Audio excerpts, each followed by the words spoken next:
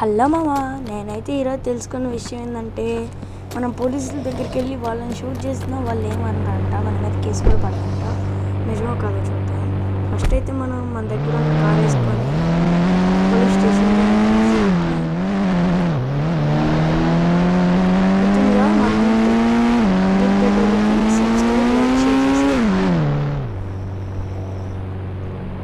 మా తోలు గురించి నాకన్నా మీకే తెలుసు.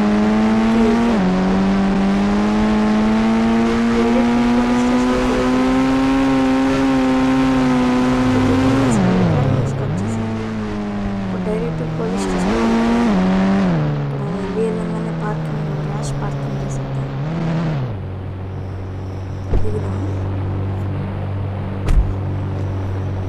దిగేసి మనమైతే ఇప్పుడు ఇంకా మన దగ్గర ఉన్న స్టిక్కీ బాంబ్స్ తీసుకొని మన కార్ మీదే వేసుకుంటాం.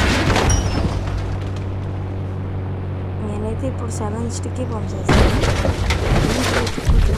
ఇప్పుడు రాకెట్ లాంచర్ తీసుకొని షూట్ చేస్తే ఊరి ఏం కావట్లేదు కార్కి. ఇప్పుడు మన స్టిక్కీ బాంబ్స్ క్రేజీగా వెళ్ళిపోయింది గాయస్. ఇప్పుడైతే మనం గన్ను తీసుకొని మన దగ్గర ఉన్న కేజీఎఫ్ గన్ను తీసుకొని బయట ఉన్న గార్డ్లో ఒక గార్డ్ని షూట్ చేస్తాం.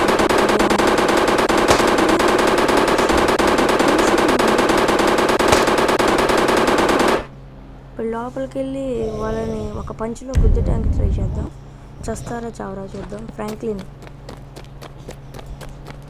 చూద్దాం. అరే దిగురా దిగు గుద్దు. అరే ఇదేంది మాట్లాడుతూ వాడి మీదకి అయితే అలాగా గాయస్. వీడికి రాకెట్ లాంచరే కరెక్ట్. షూట్ చేసేద్దాం. సారీ గాయస్, సబ్స్క్రైబ్ చేసుకోవచ్చు అలా.